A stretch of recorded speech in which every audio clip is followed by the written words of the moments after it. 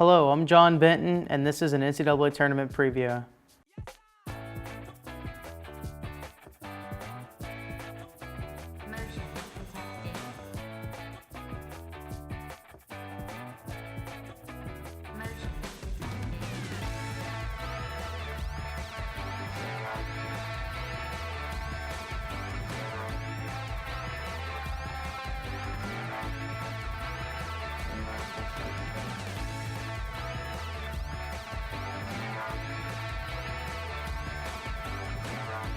Some of the best defensive teams in the nation, including Virginia, Northern Iowa, and Oklahoma, reside in the East. However, Villanova, Louisville, and Michigan State are here to grind it out as well. A quick note before we get started. I will be using 4 stats prevalently from KenPom.com, a college basketball analyticals website run by Ken Pomeroy. 3 are adjusted offense, adjusted defense, and adjusted tempo, which measure how well a team would perform offensively and defensively, as well as how many possessions they would average per game against an average Division I team. The 4th stat is the luck rating, which is essentially a percentage of how many close games and blowouts a team wins or loses. The more close the wins and the more blowout losses they have, the luckier the team. Starting off in the East Regional here, we have the number 1 seed, the Villanova Wildcats. 32-2 out of the Big East. It's going to be their 3rd straight tournament appearance in their 10th in 11 seasons. They won both the regular season and the Big East tournament. They won both the regular season and tournament for the Big East, and they're going to be looking for their first Final Four since 2009. They possess the Big East Coach of the Year, Jay Wright, who may have his most talented team ever in his tenure at Villanova. They're number 4 in adjusted offense and number 13 in adjusted defense, and they're led by Big East Co-Player of the Year, Ryan Arcidiacono, point guard Dylan Ennis, who's the brother of former Syracuse and current Milwaukee Bucks point guard Tyler Ennis, swingman Darren Hilliard II and Josh Hart, and big men Javon Pinkston and Daniel Oshafu. Playing against the Wildcats are going to be the 16th seeded Lafayette Leopards. 20-12 out of the Patriot League. It's going to be the first appearance for the Leopards since 2000. They're an amazing shooting team. They have the 40th most efficient offense per KenPom, and they really shoot the 3 ball very well. However, KenPom ranks them 338th in adjusted defense out of 351 Division I teams, which is by far the worst in the tournament. So if Lafayette's going to mask the defensive woes and attempt to score with Villanova, they're going to have to feed it to the hot hand, which is sophomore point guard Nick Lindner, who scored 23 points at least in 4 of his last 5 games, and he is going to be the X factor for Lafayette. We move on here to the 8-9 game, which possessed 2 very talented but highly mercurial teams. First up, we'll hit the 8th seed, the North Carolina State Wolfpack out of the ACC. They went 20-13 this year, and they'll be making their 4th straight tournament appearance. They excelled this year after losing last year's ACC Player of the Year, sophomore TJ Warren, to an early entrance into the draft. However, they're led by a very good backcourt of point guard Anthony Cat Barber, the Alabama transfer Trevor Lacey, and the LSU transfer Ross Turner. They own a home win against Duke and a road win versus North Carolina, both of which went a long way in making them essentially locks for the tournament this year. The Wolfpack won't be locks for the second round necessarily, as they'll be playing the Louisiana State Tigers. LSU went 22-10 out of the SEC for their first tournament appearance since 2009. They've had some very great performances this year. They won at West Virginia and at Arkansas. They beat Ole Miss home and away and beat Georgia at home, as well as a 2-point loss to Kentucky in which they missed a buzzer beater in the final seconds. So they've had some very good performances, but they've also had some very bad performances. They lost at Mississippi State and Missouri. They lost once at home to Auburn, and they lost once in the SEC tournament to Auburn, which combined with their win against Auburn means that they went 1-4 against the consensus 3 worst teams in the SEC. So LSU is very much up and down. They're going to hope to be up if they beat the Wolfpack, and attempting to help them be up against the Wolfpack is going to be the ultra-talented front court of Jordan Mickey and Jarrell Martin. Also, the Fighting Tigers play the 13th fastest tempo in the NCAA, which means that they're going to really work to tire out the NC State Wolfpack. Next up is the 4 seed out in the East, the Louisville Cardinals. They went 24-8 this year, and they'll be making their 9th straight tournament appearance. Coming from the ACC, they were the national champions 2 years ago in 2013, but this is a far different team. This team instead has the 6th best defense per possession per KenPom, and they're led by the volume shooting guard Terry Rozier and the high-octane forward Montrezl Harrell. However, their starting point guard Chris Jones was kicked off the team in late February due to disciplinary charges, and thus their starting point guard is freshman Quentin Snyder, who has essentially half a year experience, if that, of starting for a Division I college team, which means Louisville could be in some big trouble against 13-seeded California Irvine Anteaters. Not only do they have an amazing name, but they're making their first ever appearance in the NCAA tournament, which is awesome news for Anteater fans everywhere. They went 21-12 out of the Big West Conference, and out of conference they lost to Oregon in overtime and led Arizona at halftime, both of those games against the tournament teams being at their respective home courts. The most notable player here for the Anteaters is sophomore forward Mamadou Ndiaye. He's from the African country of Senegal, and he is a whopping 7'6". I would not want to be a post player going up against him, especially a 6'8" post player named Montrezl Harrell. We'll see how that matchup works out. That's going to be the big one. Next up is the 5 seed in the East Regional, the Northern Iowa Panthers. They went 30-3 this year to make their first tournament appearance since 2010. They didn't need the at-large bid though. They went ahead and won the Missouri Valley tournament anyway. Back in 2010, which was their last appearance, they upset number 1 overall Kansas as a 9 seed in the second round, and Ali Farouk Manesh ended up hitting the game-winning shot in that one. One of the most classic shots there's been in the tournament. And a former Northern Iowa player, Ben Jacobson, is their current coach, and he won the Missouri Valley Coach of the Year. Winning the Missouri Valley Player of the Year also was forward Seth Tuttle, who leads the 15th most efficient offense and the 16th most efficient defense. This is a very balanced team, much like Wichita State, their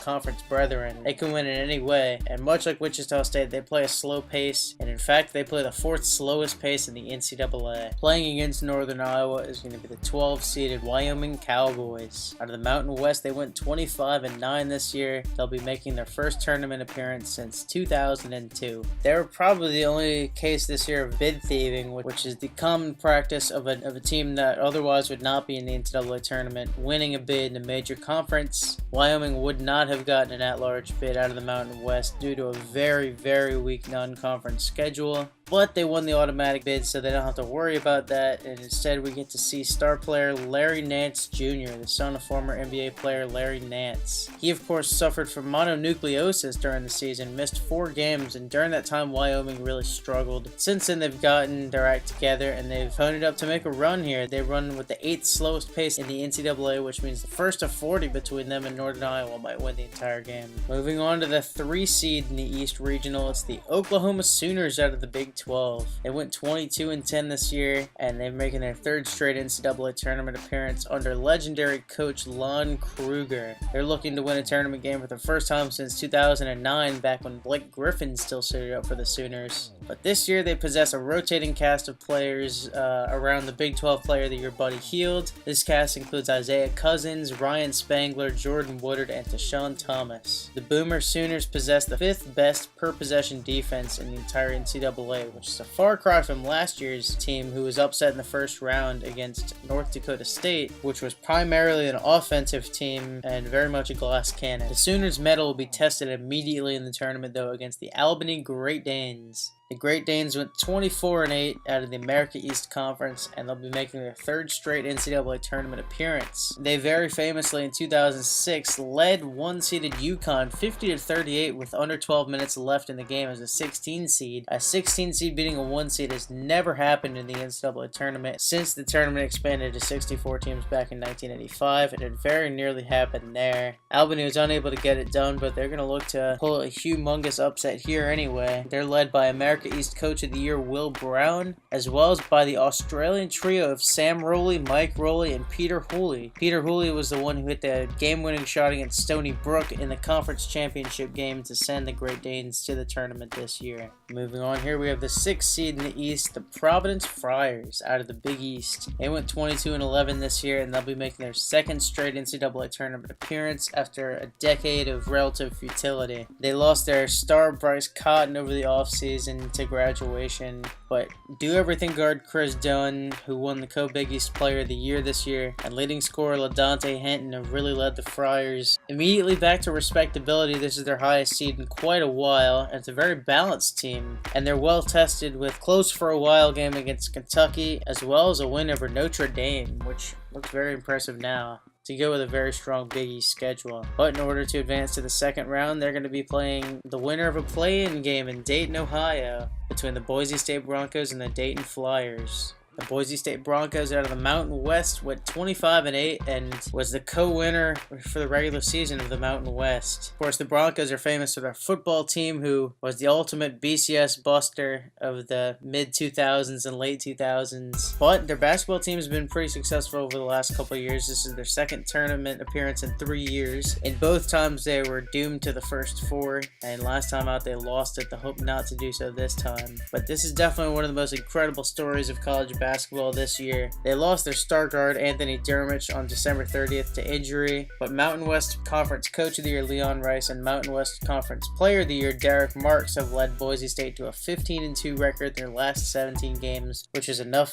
to convince the committee that the Broncos deserve to be in the field. Whether they'll be in the field for long or not depends on the Dayton Flyers out of the Atlantic 10. They went 25-8 this year, and they'll be making their second straight NCAA tournament appearance. Last year, they made it to the Elite Eight as an 11 seed, and much like Boise State, they have fought through incredible adversity to make it this far. 3 players were kicked off the team in December, 2 of them being 6'9". This wouldn't be as big of a deal if it weren't for the fact that now the tallest player in the entire roster is 6'6" forward Dyshawn Pierre, and it is very hard to win without length in the front court. The Flyers have managed to do it, but the committee put him in the field as the last team. Had UConn beaten Southern Methodist in the American Athletic Conference Championship on Sunday, Dayton would have been out of the field completely, which would have been one of the biggest snubs in tournament history. However, all is not lost. They will be playing in the first four as an 11 seed, which is unfortunate for them, but seeing as how the first four takes place in Dayton this year, it's going to be a home game for the Flyers against Boise State.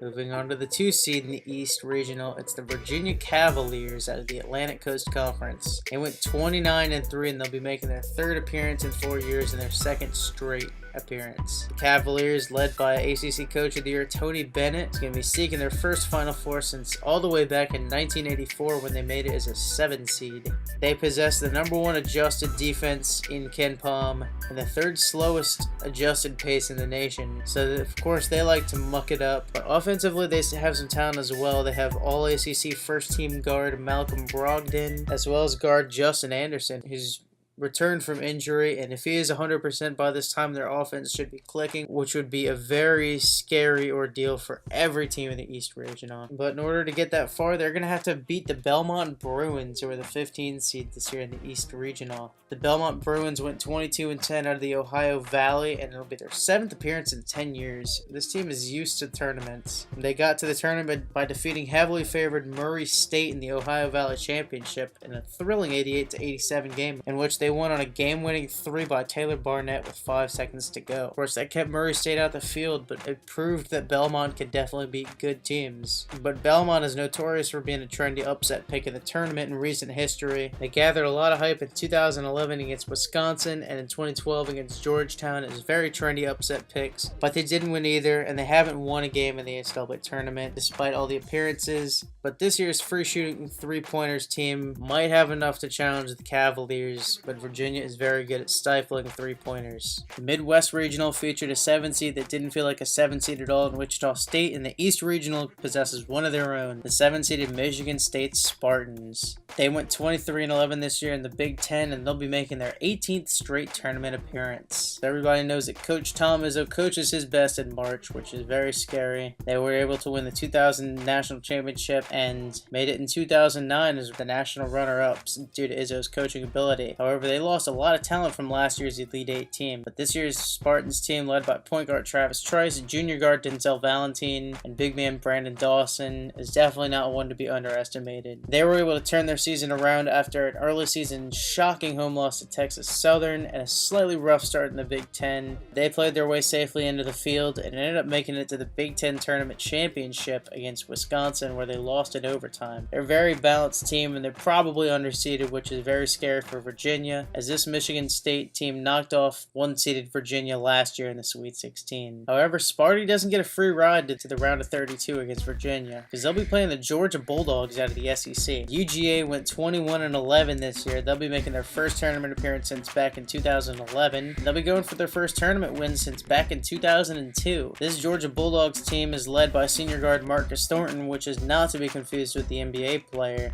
as well as the forward from Montenegro, Nemanja Djuricic. This Bulldogs team nearly upset Kentucky earlier in the year, ended up losing by only 8 points, so the Bulldogs definitely know how to win.